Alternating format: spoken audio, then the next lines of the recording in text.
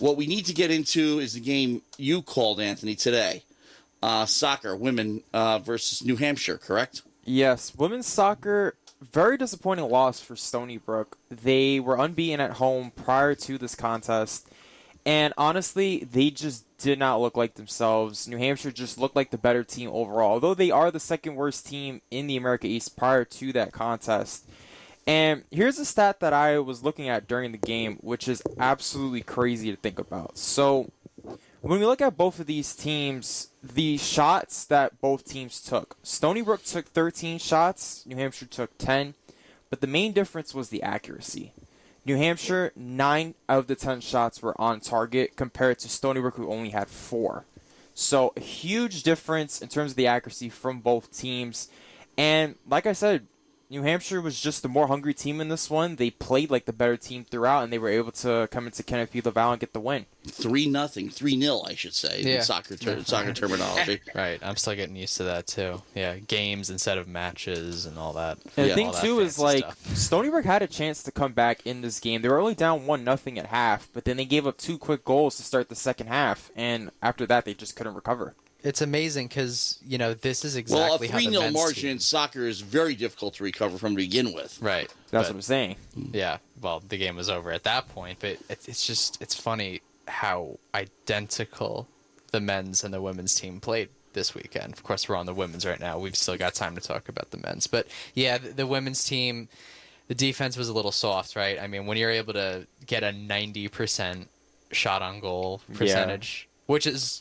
like 50% is unreal. Yeah. So 90%. Yeah, 90% is yeah. insane. Yeah, they set themselves up for some good shots. That's nobody is going to be happy about that. And it's very disappointing because we speak glowingly on this show about the women's soccer team. I mean, they're we're very proud of our women's soccer team, of our Lady Seawolves. So it's disappointing to see them lose like this. They'd been on a roll. Obviously, what was it, 4 in a row, right?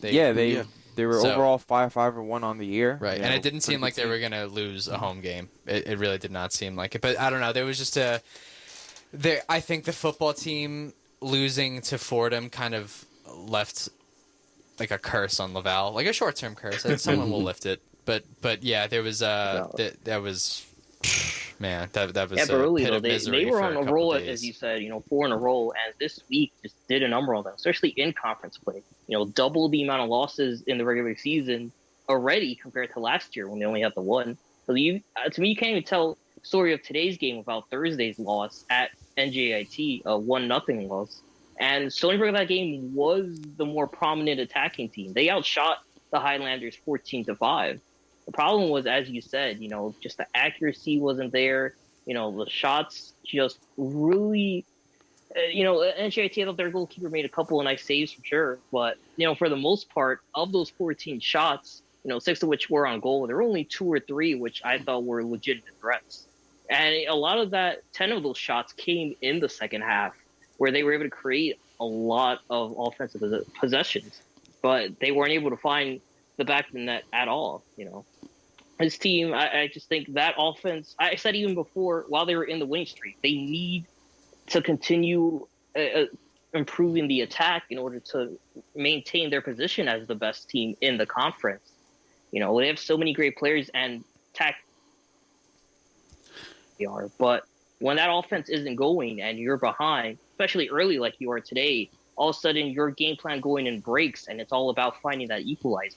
And this team just did not have it on either days where they were able to create chances in the box like we've seen them do so many times throughout the season. And today, especially against the Wildcats, they created a lot of opportunities in the box, and that was able to get them the first goal of the game as well as hold them to the victory today. So, yeah, this women's team for sure definitely got to start looking at how you refine that offense. Okay, so next opponent is Maine up in Orono. Good news and bad news. Good news, number one, last time they met, March 28th of this year, Stony Brook won on the road, no less, 3-1. Good. Overall record against Maine is 11-11-1. They have a 3-game winning streak against Maine. All good. And it's the longest winning streak they've had since they started playing each other. Not so good. home record's 8-4-1. Away record is 3-7. The good news, of course, is the last game they did win. Mm-hmm. So there you go. This is an opportunity for them to possibly build on or turn things in the other direction, I should say. As a matter of fact, the game was on March 15th was at home. Okay, that was, but they did play him in Orono back in 2019 and beat him 2-0. So, and then 3-2 in 2018. But the last loss to Maine was up in Orono, and that was 1-0. So, good record, but we saw what happened with the football team against Rhode Island. Doesn't mean much year to year. Right. But they do have an opportunity to turn it around on the road, and that is their next opponent, and that will be on this coming Sunday, the next Sunday, at noon. And, there you go. Then they get Binghamton, and they alternate. Binghamton at Hartford, home against UMass Lowell, and finish the regular season at UMBC. Yeah, they've got after losing at home, I'm not always this is a must-win game when you go on the road, right? Because in mid-season, there's no such. Well, I remember Bill Parcells once saying that his definition of a must-win game is elimination. In other words, playoffs or not making the playoffs. Winning we're in, losing we're out kind of thing. That's a must-win. Yeah, everything else doesn't compare. That's a regular season game. Now, of course, if let's say in the case of the first 4 teams go or something like that, and you're in the 5 to get into the 4, you must win. Therefore, that's elimination. Right. Yeah. But what I was gonna say is I don't believe that road games are always must win. I think that to a degree, almost every home game is a must win. Yes. Obviously, not literally. Well, but the point is everybody wants to win at home, right? But you got to dominate at home and play 500 on the road if you want to be a great team. Exactly. And if you're going to lay a stinker like that at home to a team that you had no business, let alone losing to, being dominated by, now you got to go on the road and show that was an aberration. We were hungover, whatever the case may be. You've got to bounce back, and you got to bounce back big. So they've got to go right up there. And that applies to the NFL especially. Yeah, you got to go up there, show the Black Bears who's boss. So, men's soccer. We cover all kinds of football here at WUSB. That's right. That's our special in the fall time. Association football and American football. And yes, football. Yes, but here's the thing. Soccer is known as association football because that's separated from American football, from Australian football, and rugby football. So, oh yes, rugby. Rugby is a club sport. I don't even know. Do they have a rugby team? Oh yeah, they still do. Okay. It's crazy that there are less concussions and head injuries in rugby than there are in tackle football. That's because rugby players know how to tackle. Well, rugby players also know how not to hurt themselves. That's right. You see, the thing about it is with the helmets, you can use them as spears, and you won't hurt yourself, but you'll hurt the other guy. Yeah. In rugby, if you're not wearing a helmet, you're not going to do that to somebody because you will hurt yourself. Oh yeah, yeah. Yes, tackling techniques. Rugby players know how to tackle because they have to. Mm-hmm. Football players use bang into people. That's right. Yeah, you just lower your shoulder. So I've never seen Jamal Adams actually wrap a guy up. I've seen him take him down from the top. The men's soccer team were home at Laval. This was a heartbreaker versus Hartford, and Hartford, as we know, is downgrading their program. Yeah. But they're not dead yet because they handed the Seawolves a 3-1 loss. Yeah, and it wasn't even that close. Close, air quotes, of course. Not that you guys can see the air quotes listening from home or the cars or wherever. But, we all laugh. Not we all at WUSB, but everyone I know, like at the Statesman, we laugh at Hartford. On the whiteboard when we were being assigned our stories this week. And they assigned me to men's soccer. It was MSOC versus D3 Hartford. You know? I mean, we Hartford, totally discount unfortunately, they're dead man walking. Exactly. That the program is downgrading, and I'd hate to be a student athlete at Hartford right now. Oh yeah, who expected to be getting scholarship money, and D3 schools can't give scholarship Vermont, money. A perfect example. Vermont Baseball. Now, of course, you're saying Vermont Baseball. Well, they don't have baseball anymore. They existed at one point. Yes, They did at one kind of point. like the dinosaurs. They yes. did at one point. And I think it was in 2009 that they decided to drop baseball. Now, Vermont had won the tournament in 2006 and were in the tournament in 2009. And they're basically playing for pride. Now, they did go deep. I don't think they won it. I'm trying to remember, I have to remember back from 2009. I can look it up. But in 2006, they hosted. And they had Centennial Field. But yeah, men's soccer, they're playing Hartford. They're coming off 1-0 loss at Binghamton.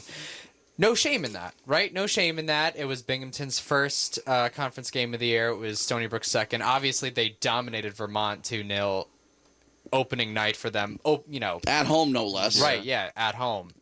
Not opening night of the season, but opening night of conference play. Right. Stony Brook goes into Binghamton. They're 5-2. Play a very competitive game, even-keeled, almost identical numbers, minus the 1 point that they allowed, the 1 goal that they allowed. Okay, well, now you're 5-3. Binghamton is now, I think they're 5-2 after winning that game, or 6-2, 1-0 in conference play. No shame in that. No shame in that. It's okay. You come home. You're 4-1 at home. You're playing D3 Hartford, right? You should steamroll them. You should steamroll them, and they got steamrolled. It was a role reversal, complete and utter role reversal. And you know what? There was kind of a warning sign that I think everybody sort of disregarded. Twice within the first 4 minutes, Hartford got deep into Stony Brook territory. Within the first 2 minutes, they unleashed a shot on goal. Nice save by Edmund Kaiser. Next possession, kick it through the back of the, the field goal was good. They kick it through the goalpost or whatever. But Stony Brook's defense was very soft defending in the box. Just the fact that they allowed Hartford to get 2 shots off that quickly in the game should have been a warning sign of things to come.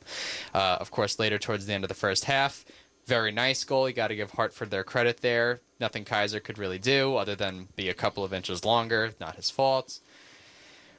Then with 2 seconds left in the first half, down 1-0, Aki Solvason, his first penalty kick of the year. Gorgeous save. That changes the complexity of the game, right? You're either going into half 1-1 or you're down 1-0. 1-0. Mm-hmm. Completely different, right? Complete different scenarios. Now you're playing from behind. Now right. you only have 45 minutes to score a goal just to give yourself a chance to win the game.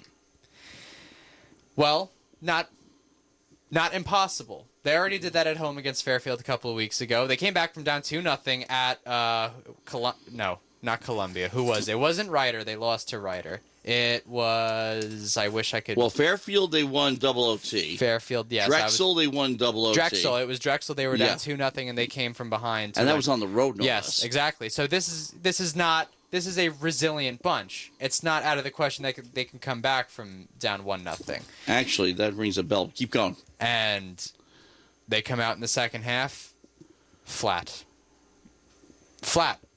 Almost no energy. This is a very energetic bunch. Gabe Fernandez, Sean Towie, Corey Cupid. Those guys, they're very high strung. They've got some moxie to them. They've got some spunk. Came out with none of it in the second half. Hartford gets themselves a penalty. Edmund Kaiser was fooled, dove the wrong way. 2-0. They had an insurance goal later. 3-0. Game's over. Gabe Fernandez ended up, putting up some window dressing, scored his second goal of the season with like 4:02 left, something like that. But it was meaningless at that point. So, and the frustrations really set in. And the thing is, too, is this performance was visually appalling. They lost 3-1 at Ryder, same score as they did last Saturday. Not as appalling. First of all, it didn't matter, right? It was non-conference.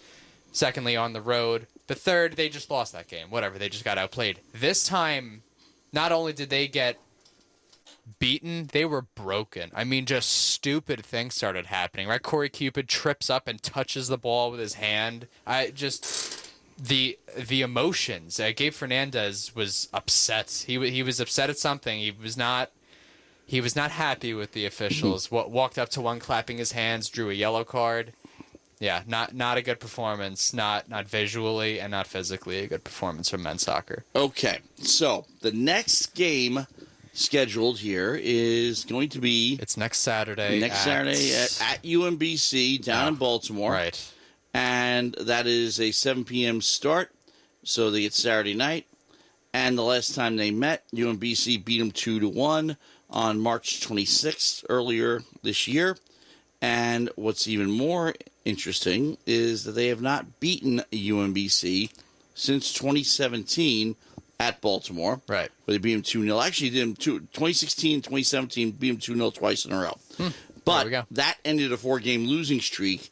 But now they are on a 5-game winless streak because they tied them 2-2 in 2018, then met again. I believe this must have been the playoffs. November 7th. Lost to them 1-0. Lost to them in the regular season 19, 4-1.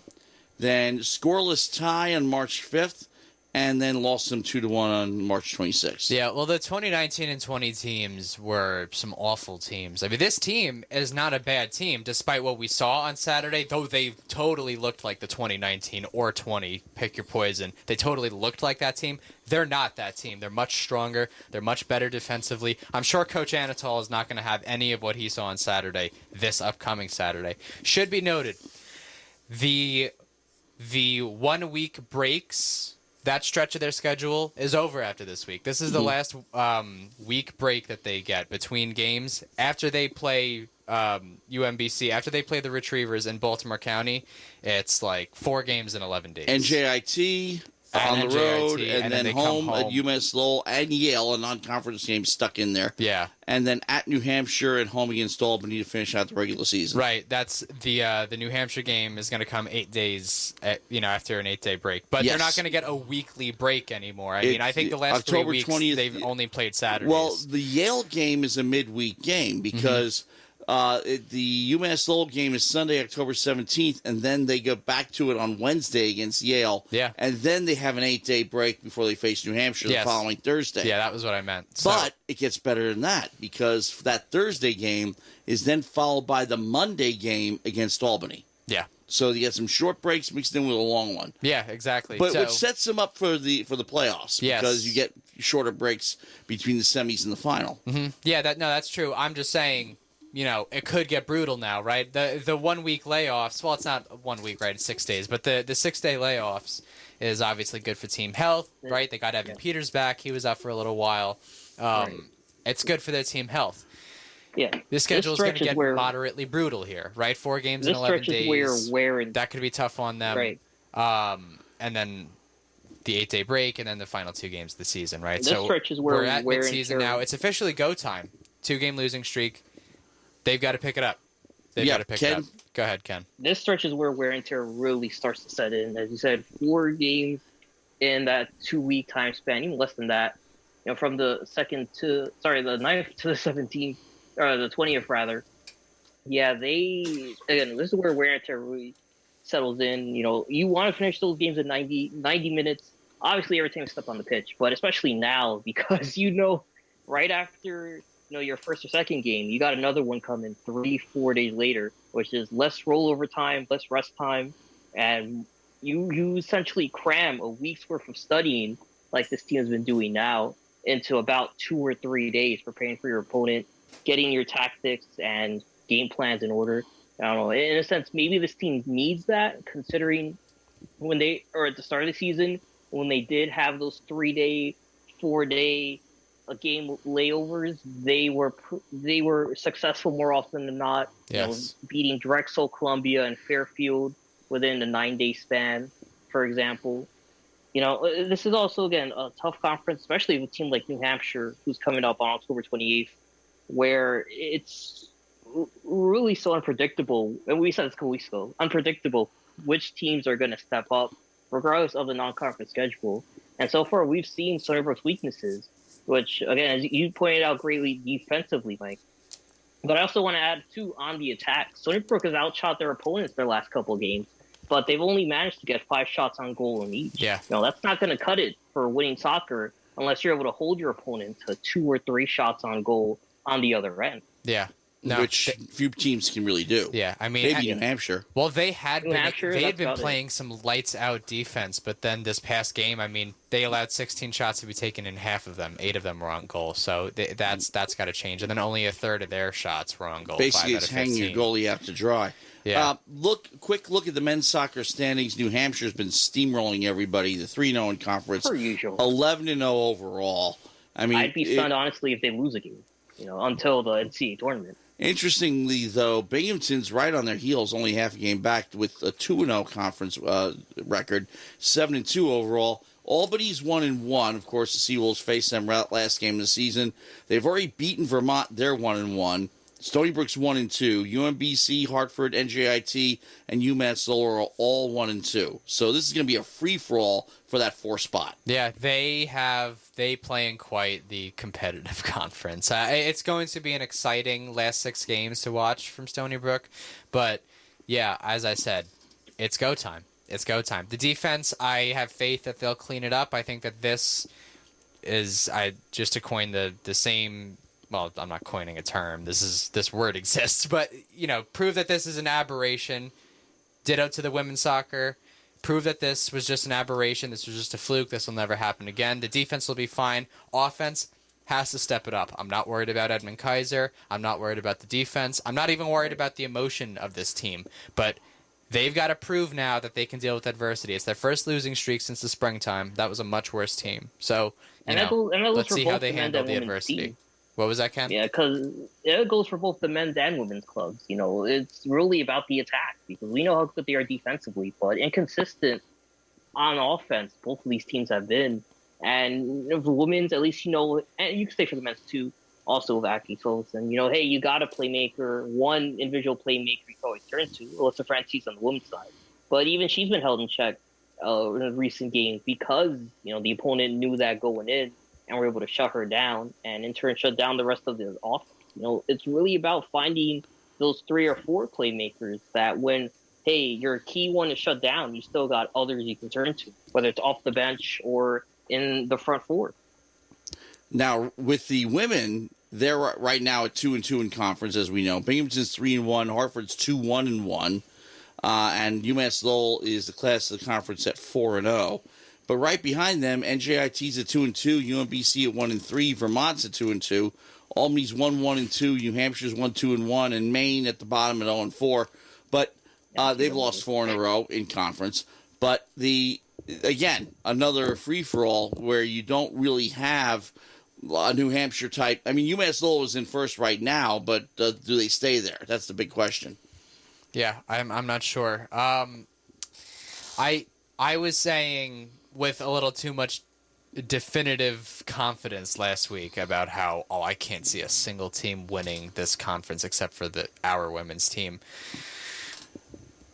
I'm gonna take a step back.